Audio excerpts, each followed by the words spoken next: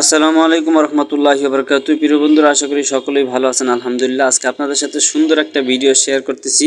ভিডিওটা হলো আমার এই ভাগ্নাকে নিয়ে। ভাগ্নাকে আপনারা দেখতেই পাচ্ছেন ভিডিওতে থালা বাসন ধুইতেছে। আমার দোকানে কাজ করে প্রায় ৩-৪ মাস যাবৎ। মাশাআল্লাহ, সুন্দর ব্যবহার, কাজের প্রতি অনেক আগ্রহ, নিজে দায়িত্ব নিয়ে কাজ করে থাকে।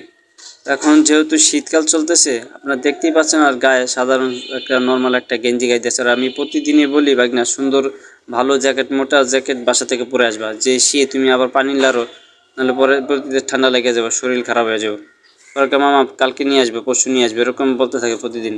পরে লাস্ট যখন জিজ্ঞাসা করলাম, বললো যে আর মা নাকি ওরে বলছে যে মানে জ্যাকেট বেতন পাইলে ওরে কিনে দিব। আমার শুনে মায়া লাগলো। তখন আমি চিন্তা করলাম, না, যেহেতু আমার দোকানে কাজ করা আমার তো অনেক উপকার হয়, হেল্প হয়, তাহলে আমি দেখি ওরে কম টাকার মধ্যে, মানে আমার সামর্থ্যের মধ্যে ওরে একটা কোনো জ্যাকেট কিনে দেওয়া যায় কিনা।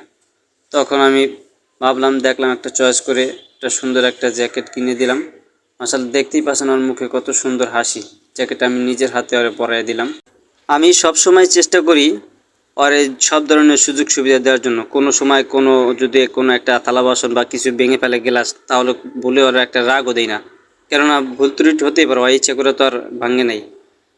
তাই সকলকেই উদ্দেশ্য করে বলবো, যার যার কর্মচারী আছে, যার যার দোকানে প্রতিষ্ঠানে যারা কর্মচারী কাজ করে, তাদেরকে অবশ্যই ভুল ত্রুটি হলে ক্ষমার দৃষ্টিতে দেখবেন, বুঝিয়ে বলবেন। কেননা কেউ ইচ্ছা করে কারো ক্ষতি করতে চায় না, ক্ষতি করে না, ভাঙাচোরা করে না, প্রতিষ্ঠানের কোনো ক্ষতি করার চেষ্টা করে না, ভুলে হয়ে যায়।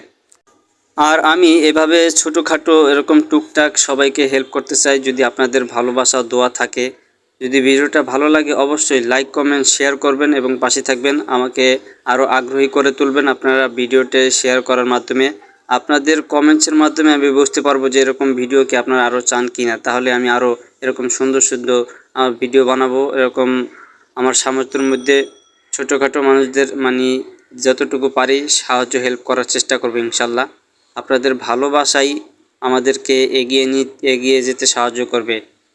সামান্য এই সাহায্যের কারণে এই ছোট্ট বাচ্চা, যাই বলুন না কেন, ওর মুখে যে একটা হাসি ফুটে উঠেছে, মাশাআল্লাহ, এই হাসির মূল্য কেউ দিতে পারবে না।